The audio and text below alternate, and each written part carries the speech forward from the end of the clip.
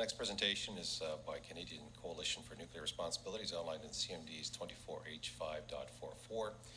And Dr. Gordon Edwards will be presenting this submission remotely. Dr. Edwards, the floor is yours. Oh, thank you. I'm speaking here on behalf of the Canadian Coalition for Nuclear Responsibility. Basically, our concern is that this plant is older than any other CANDU reactor that has not been refurbished. We're talking about the 4 reactors of Pickering B.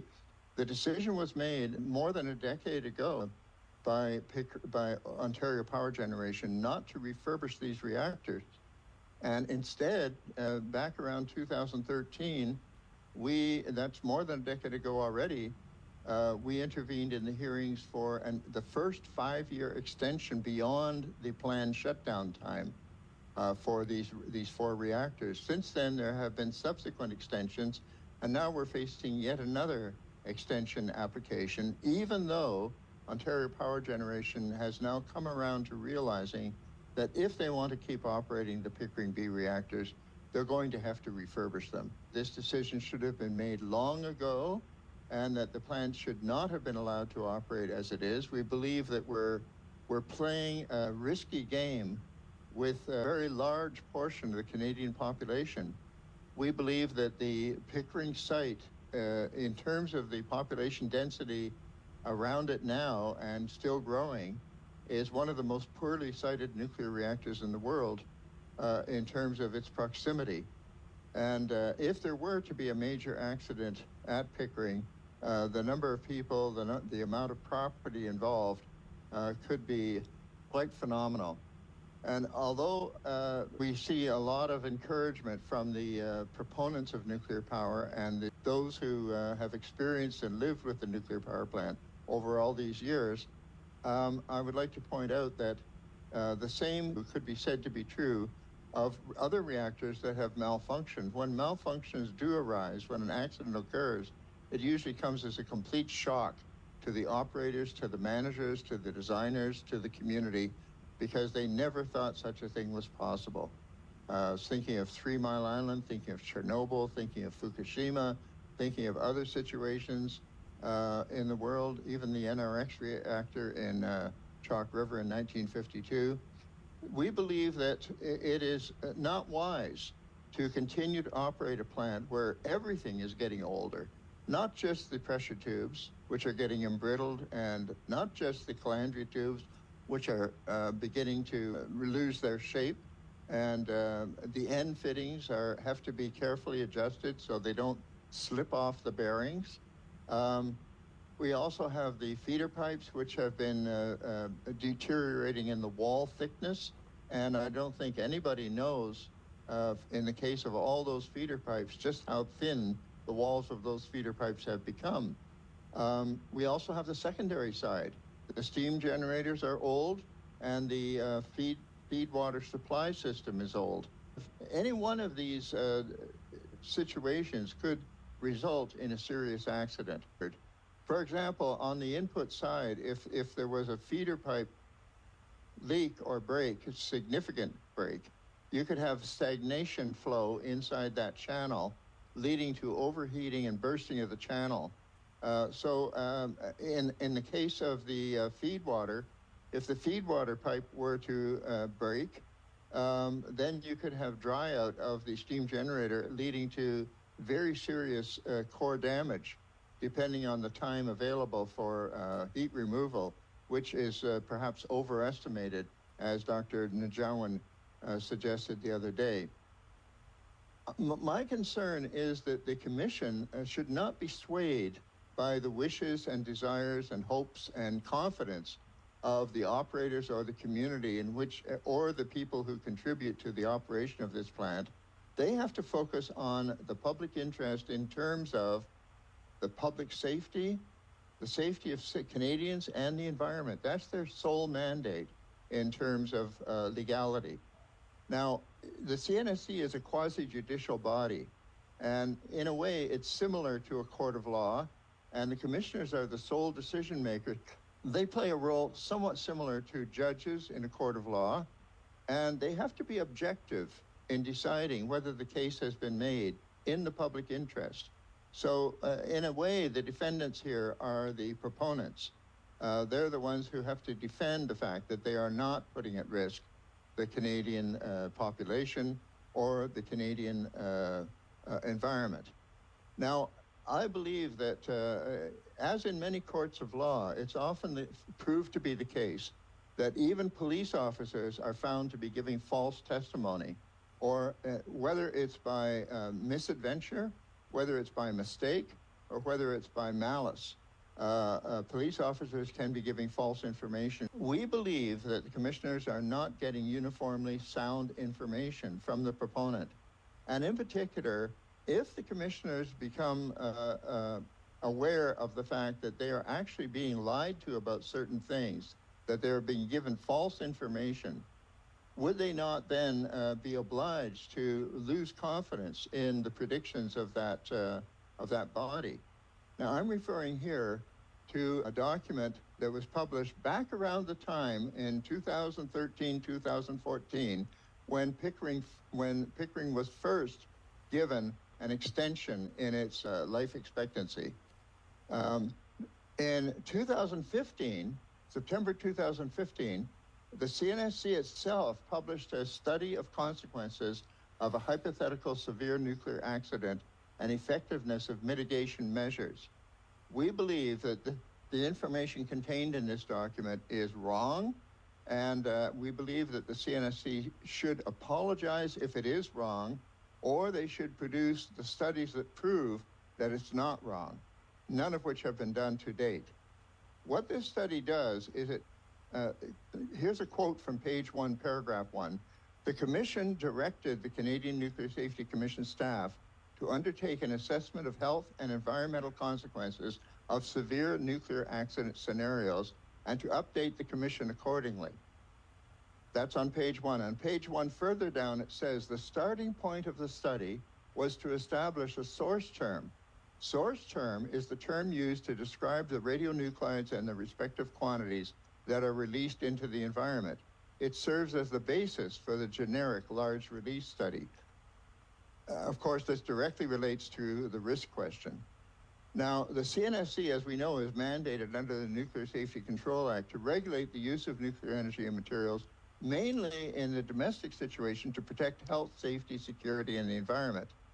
But if we go on in this report published by the CNSC, it goes on to say this chapter, page 17, this chapter details the radionuclide releases, also referred to as a source term, for several hypothetical severe accident scenarios at the DNGS. They're talking here about the Darlington Nuclear Generating Station.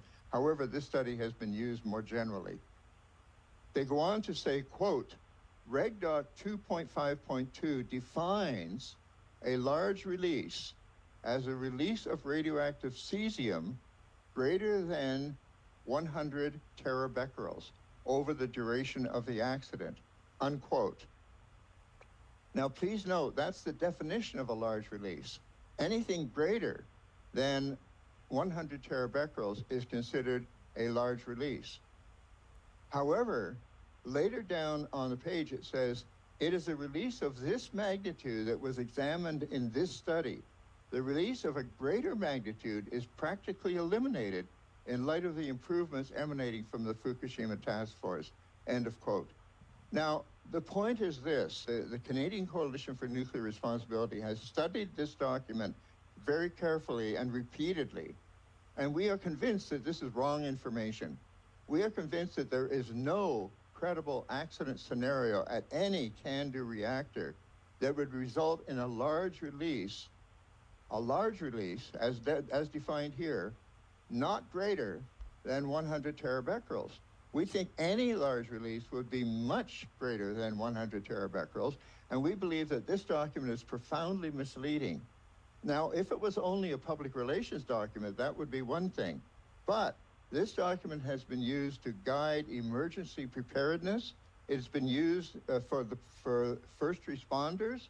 It has been used even back in 2015 to inform parliamentarians about the dangers of nuclear power so that they could pass the revised version of the Canadian Compensation and Liability Act. So this is not a simple matter. This is a matter of fundamental trust. If, in fact, this document is in essence a lie, then I think, or a mistake, then I think the CNSC has an obligation to apologize for the mistake and to correct the record, or to publish very clearly at least one scenario of a nuclear accident that is credible that would result in a release of 100 terabecquerels and not more, not substantially more. When I say substantially more, I'm talking about orders of magnitude more. Now, as a citizen, I believe that if this is indeed wrong, as we believe it is, and the fact that it has stood for so many years in the meantime and has been used repeatedly as a guide to the safety of nuclear power, represents a serious challenge to the CNSC. And if, in fact, you are being misled on this point, which is extremely important, then I believe you have to mistrust all the information you're being given from this source, which is OPG. At least I presume it's OPG.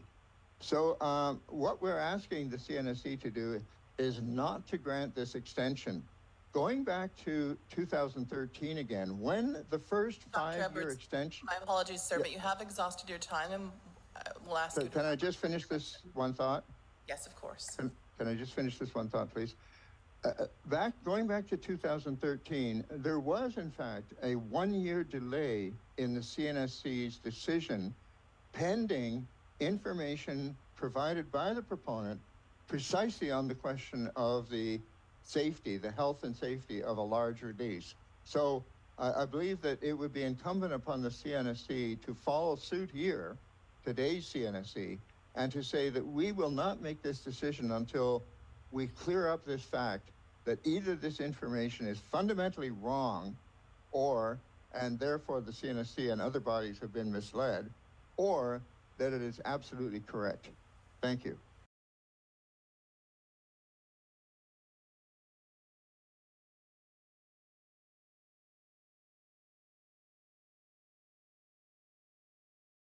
Thank you for that. And let's go back to Dr. Edwards for final comments, please. Well, I'm sorry, but I just have to say, I find this process extremely unfair. The proponent and the staff get hours extra time to present their case, oftentimes not even addressing the concerns that were raised by the interveners. If you look at the time given to interveners compared with the time given to the staff and the proponent, you can see an enormous disparity there. But I would like to correct one thing. I do think that I'm unduly blaming OPG for what is really CNSC's fault. CNSC has an obligation to prevent unreasonable risks to the Canadians and to the environment, and risk is probability times consequences. And the CNSC itself has issued a report which misstates the consequences of a severe accident. And if the CNSC is going to misrepresent the consequences of a severe accident, then they are really frustrating their own mandate. They're going against their own mandate. The second thing is that CNSC has an obligation to disseminate objective information, not just to make it available, but to disseminate it.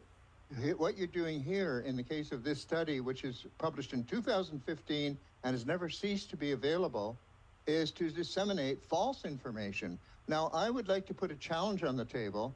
I don't believe there's any CANDU accident that would result in severe core damage resulting in what they define as a large release that would be anywhere close to 100 terabecquerels, but I would be surprised if there was any scenario that was realistic that would give less than 10,000 terabecquerels of release. Now that's a 1,000-fold increase in consequences, and this is something that the CNSC itself is promulgating. So I think that I'm really here addressing a CNSC document. I presume that it's based largely on information provided by OPG, but I may be wrong in that case. I wonder what OPG itself would say about that very question if they examined it with the technical expertise that they have. I doubt that anybody would come up with that number. 100 terabecquerels is, 100 terabecquerels of tritium is released every year from CANDU reactors. And you're saying that under severe accident conditions, there would only be 100 terabecquerels of cesium-137 release. Unbelievable. And it really speaks ill of the confidence that the public can place in the CNSC to truly address the risks. The risks have to deal with consequences as well as probabilities. You know, once in 300,000 years sounds reassuring, but you know what? Once is enough. Your intervention, Dr. Edwards.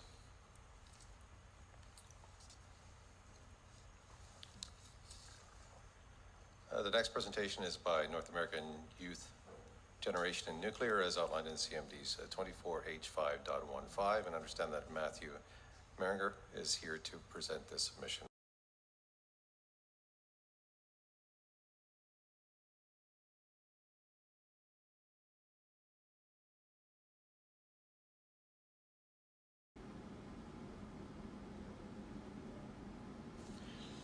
The next presentation is by Dr. Njhawan, as outlined in CMDs 24H5.46. Dr. Njhawan, the floor is yours. Thank you. I'm happy to be here. I come from 2,000 kilometers away to speak perhaps for one final time in front of this commission. I started talking to you guys in 2014. Get back to the minute. I came here leaving my 99-year-old mother with strangers because coming and talking to you was important to me. I come about, first of all, tell you that I'm a nuclear engineer. I've been in the industry for 43 years. I have spent 14 years in university and 43 years working in the nuclear industry. I've written computer codes that nobody has rivaled. I have done design assessments. I have participated in safety reports of almost all Canadian reactors, and I have been approached and worked with other countries in developing new nuclear reactors. I've looked at ACRs. I know why ACRs failed. I know why CANDU has been successful, and I know how we can fix some of the problems which have been sort of put under the table, under the rug. The alternate realities have been created over the last many years about how good our reactors are and how we need to do nothing because they were designed by gods. Nothing is further from truth. I started working in this industry when Pickering B was still being constructed. And I knew people who designed Pickering reactors, and I worked with them for years. And I have ascertained over the years that certain design limitations based on the knowledge of that time prohibited us from doing a better job. For example, we chose feeders of materials which had low chromium but produced less cobalt under radiation. Those feeder materials oxidize much more, they erode much more. Today, Pickering B stations are 40 years old. Pickering Unit 5 is 41 years old. Pickering Unit B, and they came 1 year apart. They have 15 years beyond their useful life, original design life. And it is due to the diligence, the professionalism, and the good work of the OPG staff. I was one of them for 10 years, that they have done so well. But there's some things we cannot deny. One of them is that materials erode. Carbon steel, we should have never made our feeders out of carbon steel. Carbon steel erodes at the rate of about approximately 0.1 millimeter a year. And therefore today, our feeders are eroded by approximately 60%. Our pipes, our secondary side pipes are eroded down. Secondary side pipe, that is the steam system pipe, secondary side pipe accidents have occurred at 12 power plants. Last one which caused deaths was in Japan in 2004, where 125 people were injured and 4 or 5 people, 4 or 5, I don't remember, people died. Because what's happening in Pickering B is that our inlet feed water pipe, which is also eroding, but we don't know where it is, if it bursts, the overpressure inside the heat transport system would be 100%. Now, overpressure should never be more than 20% for accidents which are rare, and no more than 10%. That's the engineering law, ASME law. No more than 10% in other cases. Now, this is not something I made up. Pickering safety report says so, that overpressure because of failure of that part by 100%. So what are the consequences? Consequences in overpressure is you can fail channels. Channels are deteriorating. They are high, they're high in hydrogen. They will deteriorate. They are more susceptible now than ever to break. If fuel channels, pressure tubes fail, and they fail other channels as a consequence, you can also fail cylinder vessel. It hasn't failed before because our failures were of a different nature. So things like that can happen in our reactors. Pickering B reactors are at an age where they should not be operated, should not have been operated even now because of some of the information I put in my submission. The elongation along the bearing, where the go off pad was predicted by OPG to be enough to go off bearing in 2001. It didn't happen, but it couldn't happen any time. I used their model, gave you a table saying over time, this elongation can cause a loss of support on the, that's just like in a pontoon boat, when the pontoon disappearing, and then you're going to have an issue with the pressure tube integrity. There are other issues. Inherently, we have created alternate realities, for example, about how bad a severe accident can be. I think the chances of a severe core damage accident at Pickering are slightly more than at other CANDU reactors. But even at other CANDU reactors, where I have created 4 computer codes used by all over the industry for severe core damage in all of the reactors, severe core fuel damage in spent fuel machines and in spent fuel bays. That's where fuel can get damaged. I've done that. And I predicted that the amount of damage, the amount of releases can be very high. It's not just me predicting. People have done experiments where they have said, you heat up the fuel to 1500 degrees centigrade, the releases from the fuel be 1% per minute. Cesium iodide will be released at 1% per minute.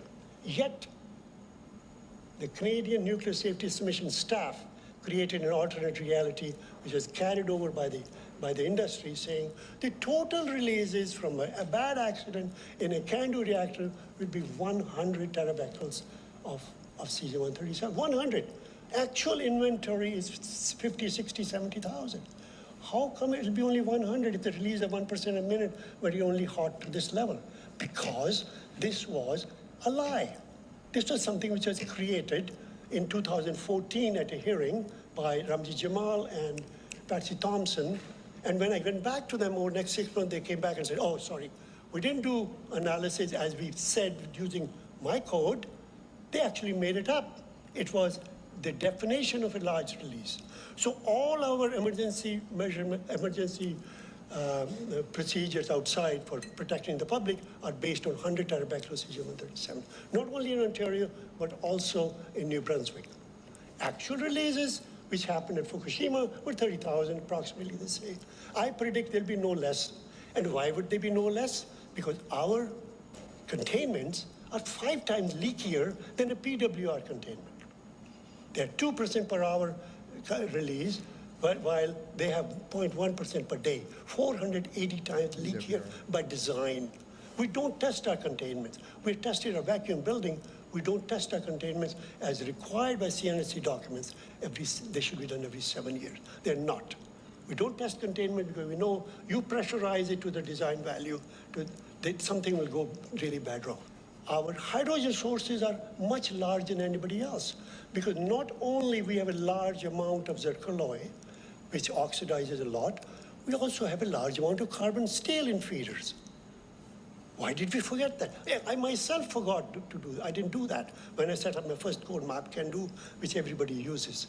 But then I went back and looked at data for oxidation of our steel that we use, which is ASTM 106B. It oxidizes an order of magnitude faster than zircaloy and starts oxidation at a temperature much below zircaloy, which doesn't oxidize till about 700 degrees. So the amount of hydrogen which we will produce will be 10 times more than predicted by previous analysis. by anybody. So if we stop, if we don't tell people how much hydrogen will be generated, if we don't tell people how much fission products will come out, what are we doing? What are we doing for emergency management? Just telling stories. We shouldn't do that. We should not do that. As engineers, this is, in my personal opinion, it is criminal to do that. Yet the industry has known for decades that these sources of hydrogen can be much higher. They haven't done that. Even at last hearing I went to, I think at Bruce, they said the total hydrogen production from severe accident will be 65 kilomoles of hydrogen. They're also still sitting in the hydrogen age. We don't produce hydrogen, we produce deuterium. All our measurements are for hydrogen, or our detection is for hydrogen. We should be doing deuterium. We didn't do that. So there are a lot of things which have to be done. I can't talk about all of them. Time is running out, but I gave you a list of things which should be looked at. I recommend that I'm a nuclear engineer. I want nuclear energy to live and survive, but do it in a healthy manner. I suggest to you, deny an immediate extension of this thing. Let them do it, please, please. Give them 3 or 4 months to fix some of the things I want them to fix. Then you can give them an extension. Right now is the wrong time. There is not enough basis for that. I haven't even covered a tenth of the thing I want to talk about. I really think you guys need independent technical advice. I'll give it to you. I'll give it to you anytime. I'll come and spend a day with you and give you a talk on what kind of accident can happen.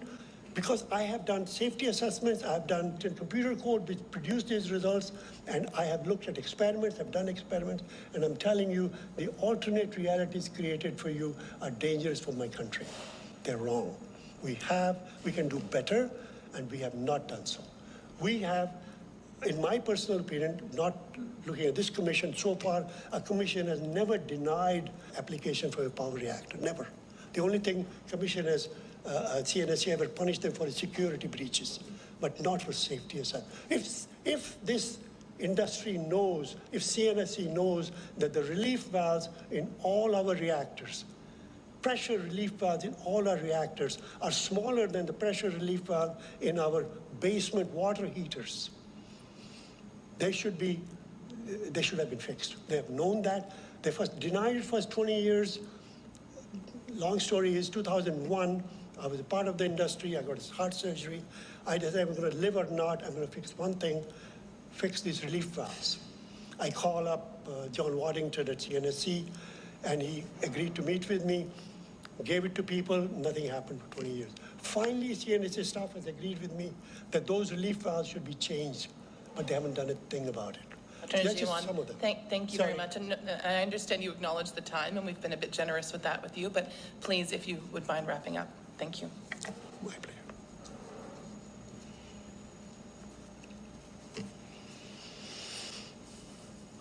Well, thanks for your presentation, and we really appreciate you coming 2,000 kilometers to see us. It's quite an effort on your behalf.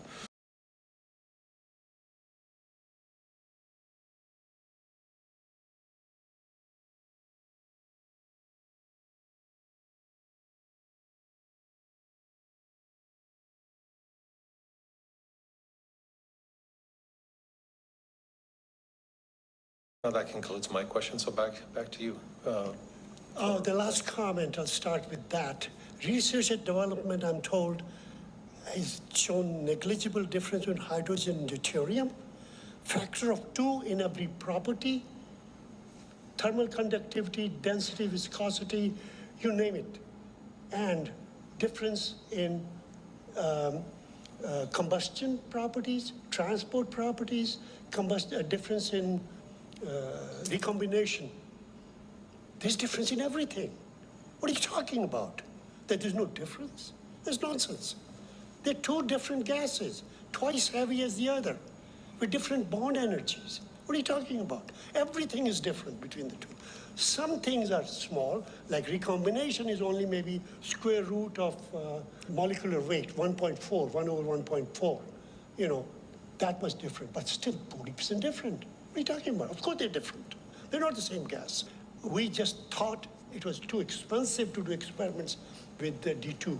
That's what I was told by people in Whiteshell, that they didn't want to do experiment with D2, did with H. Everything is done for H2. Don't know why. We're spending billions of dollars on stuff. We can't acknowledge that our gas is deuterium, our liquid is D2O. All our models, computer code these guys are using use H2O. Why? Not enough work, real work is being done. Much more work being done in writing speeches, but not work being done in research. We should do more research, more computations. And whenever I've come up in the last 15 years, well, actually 10 years, telling them these are things to change, we don't want to do anything. We are happy with what we are. How can you tell me that my reactor is going to give out only 100 terabecquerels of cesium-137 when everybody else is predicting 30,000? What's special about reactor? What's special about reactor is we got too much hydrogen, which will blow up my already weak containment. So we should make better hydrogen mitigation measures.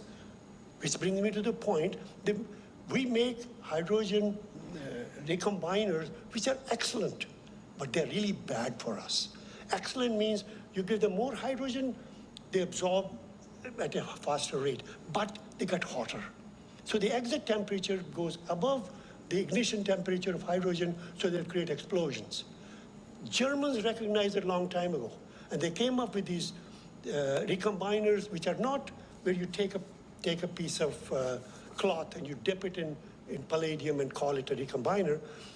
What they do, they deposit with electrolytic method. So deposition is smaller, rates of recombination are smaller, and the high temperature never reach those high levels.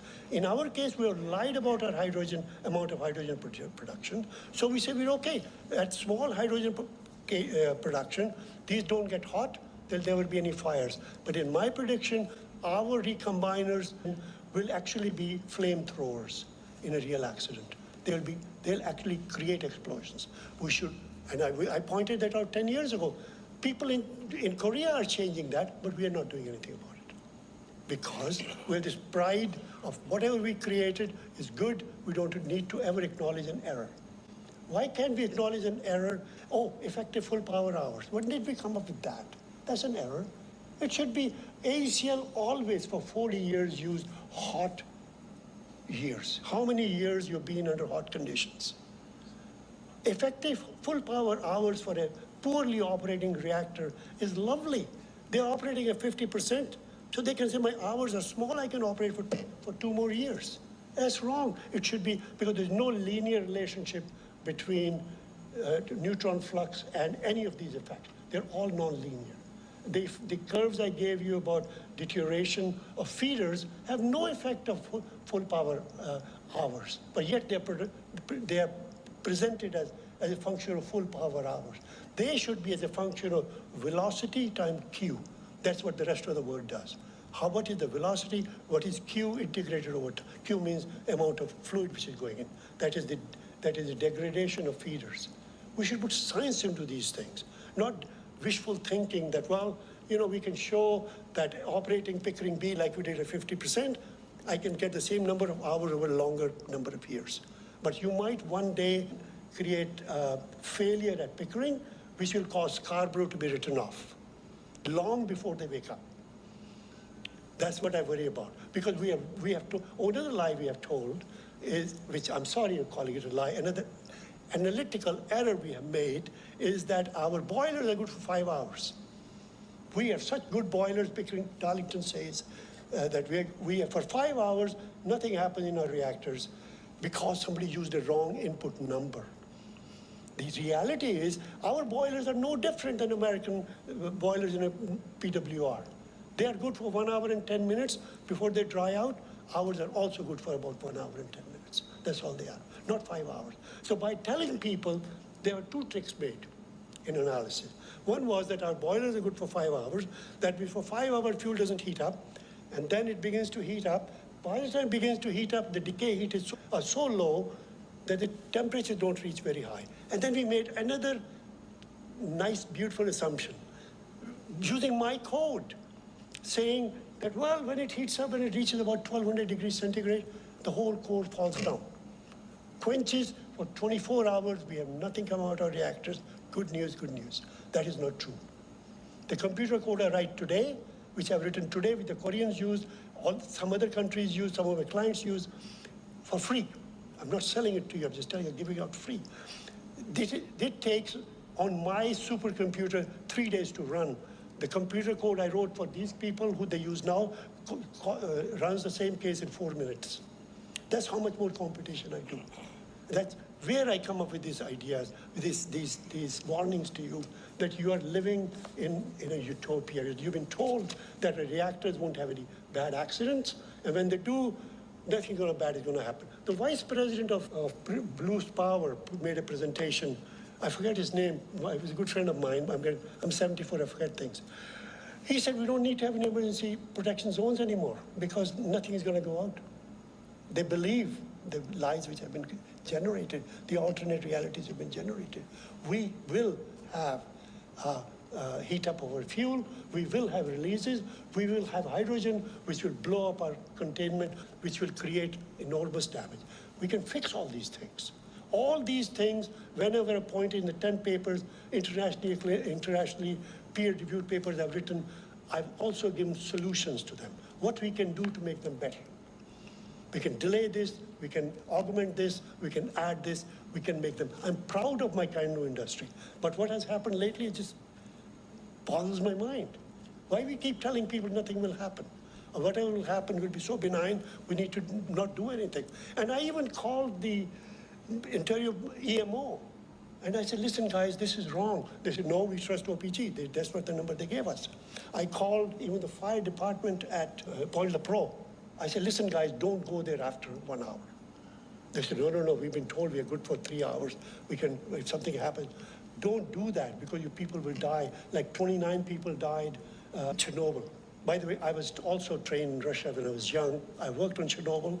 I was sent by the Canadian government to work after Chernobyl accident to do safety assessment at Ignalina, and I worked in the institute we designed the RBMK reactor. I worked in AECL, I worked over here. I worked in PWRs in the US where I did my PhD.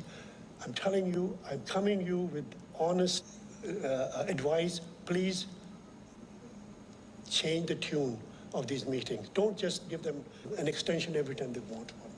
Ask them more tougher questions. And please get some independent technical advice because you're not getting good advice right now. Thank you. Thank you for presentation. Wow.